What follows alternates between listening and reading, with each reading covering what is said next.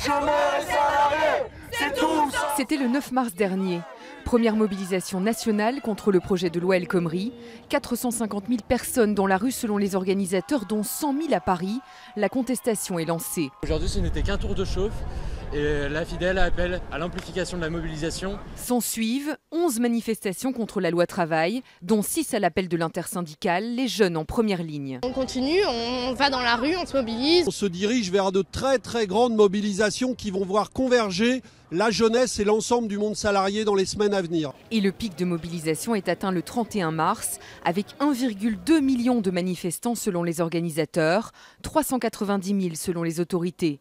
La contestation prend de l'ampleur. Le soir même, c'est la naissance de Nuit debout, place de la République. J'ai commencé le premier jour, c'était après la manif contre la loi travail. C'est justement le regroupement de toutes les personnes qu'on aura le bol. Les organisateurs le répètent, le mouvement continue, même s'ils ne communiquent pas toujours sur le nombre de manifestants.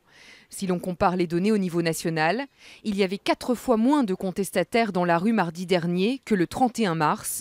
Beaucoup de jeunes ont quitté les cortèges à l'approche des examens.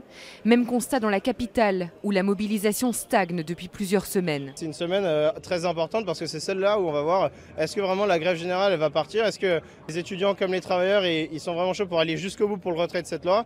Les facteurs, les cheminots, les routiers notamment ont rejoint le mouvement. Dépôt de carburant bloqué, barrages filtrants, une nouvelle pression sur le gouvernement avant l'examen de la loi travail au mois de juin par le Sénat.